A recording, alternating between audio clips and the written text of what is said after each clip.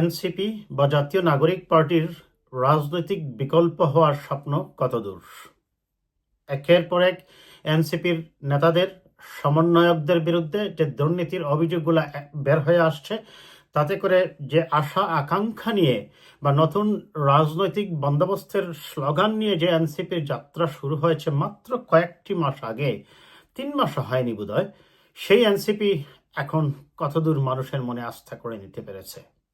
নাকি অচিরেই কালের গহ্বরের মতো হারিয়ে যাচ্ছে সেই এনসিপি? সেই এনসিপিকে নিয়ে মানুষ অনেক প্রত্যাশা করেছিল, স্বপ্ন দেখেছিল, এবং আমি মনে করি যে একজন রাজনৈতিক সমালোচক হিসাবে যে বিএনপিও প্রত্যাশা করে যে আইডেন্টিটি পলিটিক্সের চেয়ে একটি সুস্থ গণতান্ত্রিক ধারার, এবং তারা নিজেরাই যেখানে দাবি করেছিল যে তারা হচ্ছে একটি মধ্যপন্থার রাজনৈতিক দল হবে, সেভাবে সেই কারণে মানুষের এই প্রত্যাশাটাও ছিল যে মধ্যপন্থার রাজনৈতিক দল হিসাবে যদি এনসিপি সামনে আসতে পারে তাহলে হয়তোবা রাজনীতির মাঠে একটা গুণগত পরিবর্তন জাতি দেখতে পাবে।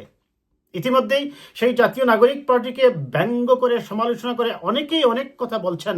কেউ বা বলছেন এটাকে জাতীয় নাগরিক কমিটি হয়ে যাচ্ছে, নাকি সেই জাতীয় নাগরিক পার্টিও অচিরেই কালের গহ্বরে জাসদের বিলুপ্ত হওয়ার মতো, জাসদের বিলীন হওয়ার মতো তারাও শিক্ষা প্রতিষ্ঠান সহ সারা দেশেই আবারও বিলীন হয়ে যাচ্ছে? কেন হচ্ছে? আমরা অতি সম্প্রতি আজকে আপনারা দেখেছেন যে হান্নান মাসুদ, সেই যে সমন্বয়ক, তাকে একটা তার গাড়ি নিয়ে প্রশ্ন করা হয়েছিল। আমি এদের কয়েকজনের কথা বলবো, সার্জিসের কথা বলবো, তারপরে আপনার হাসনান আবদুল্লাহর কথা বলবো, তারপরে আপনার আরেকজন যে আপনার ডিসি নিয়োগের ক্ষেত্রে হস্তক্ষেপ করেছে সে তানবীর, তার কথাও বলবো দর্শক। তারপরে আসবো আসলে তাদের কি করা উচিত রাজনীতিতে টিকে থাকতে হলে, এবং মধ্যপন্থার দল হিসাবে যদি রাজনীতিতে নিজেদের অস্তিত্বকে জানান দিতে হয় তাহলে তাদের কোন পথে হাঁটা উচিত, আমরা একটু সংক্ষিপ্ত আকারে তুলে ধরব। হান্নান মাসুদ, তিনি একটি গাড়ি ব্যবহার করেন, সেই গাড়ি নিয়ে প্রশ্ন করা হয়েছিল। তিনি বলেছেন তাকে নাকি সেই গাড়িটি উপহার দিয়েছেন জামায়াতপন্থী একজন ব্যবসায়ী। তিনি দুটি শব্দকে আমি আইডেন্টিফাই করি, প্রথম জামায়াতপন্থী এবং ব্যবসায়ী। তাহলে প্রথমেই কি আমরা প্রশ্ন করতে পারি যে এনসিপি সেই জামায়াতে ইসলামের থেকে বা জামাতের গহ্বর থেকে বের হয়ে আসতে পারেনি? দ্বিতীয়ত হচ্ছে একজন ব্যবসায়ী, তিনি যে শব্দটা বলেছেন, একজন ব্যবসায়ী তাকে এই গাড়িটা দিয়েছে। একজন ব্যবসায়ী কেন তাকে একটি গাড়ি ফ্রি উপহার দেবে? তার তো দেওয়ার কথা না। তার মানে হচ্ছে ওই ব্যবসায়ীকে তিনি প্রশাসনিক কোনো আইডেন্টিটি কাজে লাগিয়ে অবৈধ কাজ পাইয়ে দিয়েছেন, কিংবা তাকে আর্থিকভাবে কোনো কিছুতে লাভবান করে দিয়েছেন, যেখানে ন্যায় বিচার হলে, আইনের শাসন থাকলে অন্য কেউ ওই জায়গায় ওই অধিকারটুকু পেত, তিনি তাকে সেটার থেকে বঞ্চিত করে ওই ব্যবসায়ীকে দিয়েছেন। বিধায় এই ব্যবসায়ী তার অবৈধ কাজ প্রাপ্তির বিনিময় স্বরূপ তাকে এই গাড়িটি দিয়েছেন। কারণ এই হান্নান মাসুদ নিজেই বলেছেন সাংবাদিকদের কাছে কিছুদিন আগে, আপনারা জানেন যে তার বাবার একটা ভাঙা টিনের ঘর আছে, সেই ঘরটা এই জায়গায় হয়তো জড়ে পড়েই যাবে। কি করে তিনি একটি গাড়ি কিনতে পারেন? অন্তত বাংলাদেশের মতো জায়গায় একটি গাড়ি কিনা তো এত সহজ কথা নয়। তাহলে আমরা একটু এক্স্যাক্টলি দেখি দর্শক, খুব সংক্ষেপে আমি বলবো। কালের কণ্ঠকে দেওয়া এক্সক্লুসিভ সাক্ষাৎকার জাতীয় নাগরিক পার্টির সিনিয়র যুগ্ম সমন্বয়ক আব্দুল হান্নান মাসুদ বলেছেন, আমি একটি গাড়ি নিয়েছি। এই গাড়ি নিয়ে এর আগেও কথা বলেছি, বিভিন্ন সময় বিভিন্ন মিডিয়া নিউজ করেছে। গাড়িটি কার? এই গাড়িটা এক জামায়াতপন্থী ব্যবসায়ীর গাড়ি, এটা উনি আমাকে দিয়েছেন। প্রশ্ন হচ্ছে কেন? তাহলে কি এনসিপি এখন ক্ষমতায়? প্রশাসনে তারা অবৈধ হস্তক্ষেপ করতে পারতেছে? কারণ এক একজনের ব্যাপারে এক একটা বের হয়ে আসতেছে, কিন্তু এই এনসিপির সমন্বয়করা বা নেতারা কি করছেন? প্রশাসনে গিয়ে হস্তক্ষেপ করছেন। এনসিপি কি ক্ষমতায়? এটা কি নতুন রাজনৈতিক বন্দোবস্ত? আসেন দ্বিতীয় জনের কথা। আর সেইটা নিয়ে আমি আজকে কথা বলতে বসলাম, মূলত আমার পারিবারিক ব্যস্ততা, আমি বেশ কয়েকদিন থেকে কথা বলতে পারছিলাম না। মাসুদ তার নাম, হান্নান মাসুদ, এবং দেখলাম যে সোশ্যাল মিডিয়া অনেকেই ট্রোল করছেন এটা নিয়ে যে মাসুদ তুমি ভালো হয়ে যাও। এই কথাটি বলেছিলেন আওয়ামী লীগের সাধারণ সম্পাদক একজন একই নামের মাসুদ নামের আরেকজন বিআরটিসির কর্মকর্তাকে তিনি উদ্দেশ্য করে বলছিলেন, যার বিরুদ্ধে অনেকগুলা অভিযোগ আসছিল দুর্নীতির ব্যাপারে। তখন তিনি তাকে সতর্ক করতে গিয়ে বলেছিলেন যে ভালো হয়ে যাও মাসুদ। সেই মাসুদই আবার এখন হান্নান মাসুদ কিনা, এবং তাকে নিয়ে ওইভাবেই ট্রোল করছে সবাই, বলছে ভালো হয়ে যাও মাসুদ। শুধু এনসিপির যে হান্নান মাসুদের কথা আমি বলছি তা নয়, আপনারা জানেন সার্জিস আলম তিনি তার নিজ এলাকায় গিয়ে প্রায় 150 গাড়ি নিয়ে তিনি শোডাউন করেছেন, নির্বাচনী শোডাউন করেছেন। অনেকেই প্রশ্ন তুলেছেন, পত্রিকায় এসেছে যে তিনি এই বড় গাড়ির বহরের খরচটা কোথার থেকে জোগাড় করেন, তিনি পেলেন কোথায়। তিনি অবশ্য তার ব্যাখ্যাও দিয়েছেন, এবং ব্যাখ্যায় তিনি বলেছিলেন, তার সেই ব্যাখ্যাটা নিয়ে অনেকে ব্যঙ্গ করে বলেছিলেন যে তিনি নাকি জমিদারের নাতি। তাহলে সেই জমিদারের পরিচয় দিয়ে অনেকেই বলছিলেন যে আত্মীয় স্বজন, বন্ধু বান্ধব এবং জেলার অনেক শুভাকাঙ্ক্ষী তাদের ব্যক্তিগত উদ্যোগে অর্ধেকের বেশি গাড়ি নিয়ে এসেছিলেন, যেগুলোর ব্যয় আমাদের বহন করতে হয়নি। বাকি প্রায় 50টার মতো গাড়ির 6,000 করে 3 লাখ টাকা ভাড়া দিতে হয়েছে। সে টাকা দেওয়ার সামর্থ্য আমার পরিবারের আরো 50 বছর আগেও ছিল। এইটা নিয়েই, এবং আমি বিশ্বাস করি অন্য কেউ না, শুধু আমার দাদা আমার জন্য যতটুকু রেখে গিয়েছেন সেটা দিয়ে আমি আমার ইলেকশনও করে ফেলতে পারবো ইনশাআল্লাহ, তিনি সার্জিস আলম বলছিলেন। তাহলে তার দাদার যদি এতই সম্পত্তি থাকে, অনেকেই তখন প্রশ্ন তুলেছিলেন যে তিনি বলছিলেন যে হলে সিট পাওয়ার জন্য তিনি ছাত্রলীগ করতেন, অরিজিনালি তিনি ছাত্র শিবির করতেন। তাহলে তিনি অরিজিনালি ছাত্র শিবির করতেন আর হলে সিট পাওয়ার জন্য ছাত্রলীগ করেছেন। খেয়াল করুন কথাটা, আপনার দাদা যদি জমিদারি হয়, আপনার যদি এত টাকা পয়সা থাকে, আপনি হলে সিটে থাকার জন্য গিজি গিজি করে থাকাচ্ছে, আপনি কি বাইরে একটা রুম ভাড়া নিয়ে থাকতে পারলেন না? আপনার কথা মতো, আপনার বর্ণনা মতো তো আপনার দাদা একজন জমিদার ছিলেন। সেই জমিদারের নাতির তো হলে সিট পাওয়ার জন্য নীতি নৈতিকতা আদর্শ বিক্রি করে ইসলামী ছাত্র শিবিরে করা কর্মী ছাত্রলীগের কর্মী হয়ে হলে সিট দাবি করতে পারে না। তাহলে কোথায় আপনার জমিদারি, কোথায় আপনার দাদার সেই রেখে যাওয়া সম্পদ? এবং সোশ্যাল মিডিয়াতে দেখলাম যে একেবারে নাম ঠিকানা সহ, বাবার নাম সহ, দাদার নাম সহ, দাদা কি করতেন, বাবা কি করতেন, বাড়ি গাড়ির ছবি সহ দেওয়া হয়েছে। তাহলে এই মিথ্যাচার কেন? গতকালকে আরেকজন, আমি এটা নিয়ে একটা আমার পোস্ট করেছি, গতকালকে আমি দেখলাম আরেকজন কমিশন বাণিজ্যের অভিযোগে এনসিপি নেতা তানবীরকে অব্যাহতি দেওয়া হয়েছে।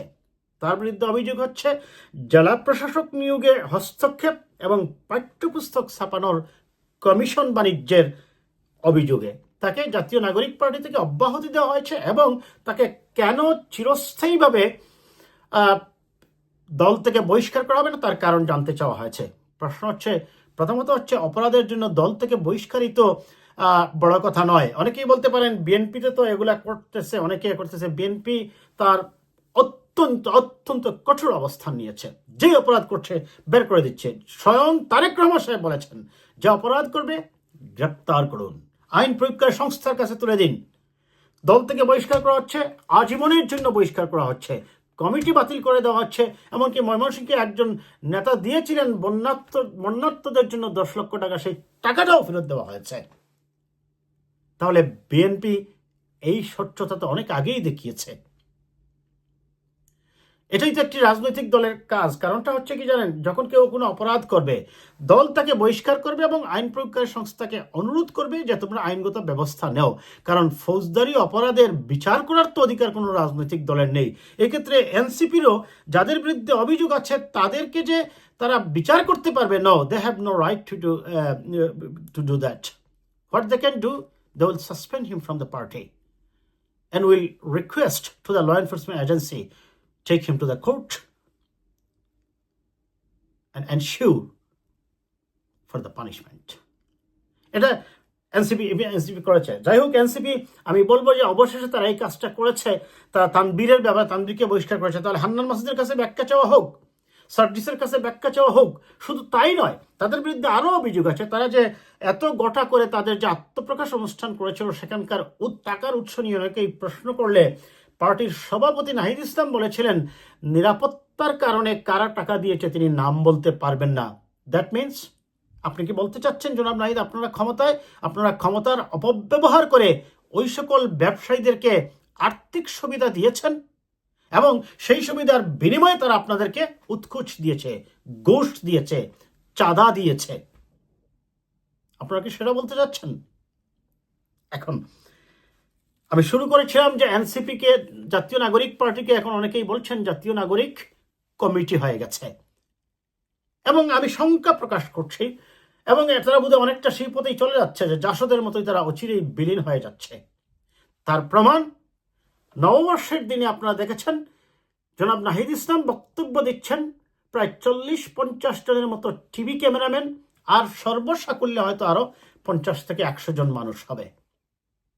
অনেকে অভিযোগ তুলছেন যে জামায়াত শিবিরের কর্মীদেরকে সামনে সাইনবোর্ড হিসাবে দাঁড় করিয়েই এনসিপি তার পার্টির অবস্থান ঘোষণা করেছিল। মূলত এরা কিন্তু ছাত্র শিবিরের কর্মী। তাহলে কেন রাজনীতিতে এই প্রতারণা? কেন আরেক দলের কর্মী ভাড়া করে নিজের অতিরিক্ত কর্মী সমর্থক আছে বলে মানুষের কাছে প্রচার করার হীনমন মানসিকতা? তাহলে তো আপনার রাজনীতিতে স্বচ্ছতা থাকলো কোথায়? নতুন বন্দোবস্তের স্লোগান কোথায়? দুর্নীতিমুক্ত রাজনীতির স্লোগান কোথায়?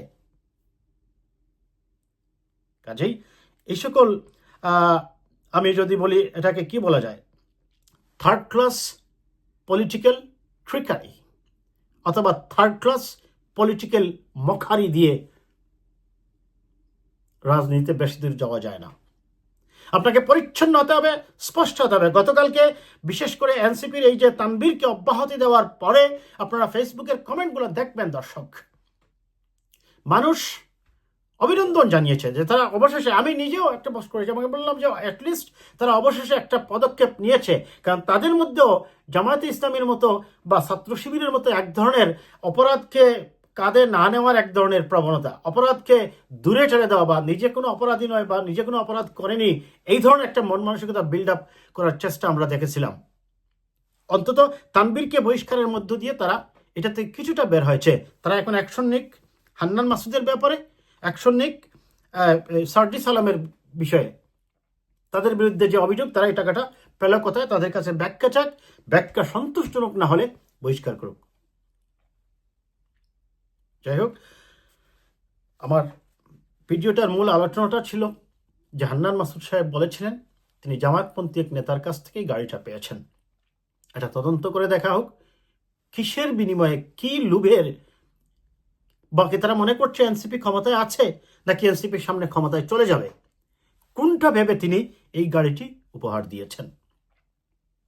এই গাড়ির সাথে অনেক প্রশ্নের উত্তর জড়িত, এই গাড়ির সাথে অনেক দুর্নীতির বিচার জড়িত, এই গাড়ির সাথে রাজনীতির ভবিষ্যৎ জড়িত, এই গাড়ির সাথে এনসিপির রাজনৈতিক দিক নির্দেশনা জড়িত। কাজেই এই গাড়ির উৎস, এই গাড়ির দাতা, এই গাড়ির ফান্ডিং এবং কি করে তিনি আমি দেখলাম যে অফিস করেন ঢাকা শহরে, এই টাকা তিনি কোথার থেকে পান, এমনকি এনসিপির যে অফিসটা এত ব্যয়বহুল জায়গায় তারা এত টাকা ভাড়া কোথার থেকে জোগাড় করেন, অবশ্যই তাদের সেটা স্পষ্ট করতে হবে। প্রত্যেকটি রাজনৈতিক দল, নট অনলি এনসিপি, আমি বলছি প্রত্যেকটি রাজনৈতিক দলকেই তার বার্ষিক আয় ব্যয়ের হিসাব জাতির সামনে স্পষ্ট করতে হবে এবং তাদের যত টাকা ব্যাংকে স্থিতি থাকে সেইটার ইনকাম ট্যাক্সও তারা দেন কিনা সেটা জাতির প্রয়োজনে রাজনীতির পরিচ্ছন্নতার স্বার্থে অবশ্যই প্রকাশ করতে হবে। আজ এ পর্যন্তই।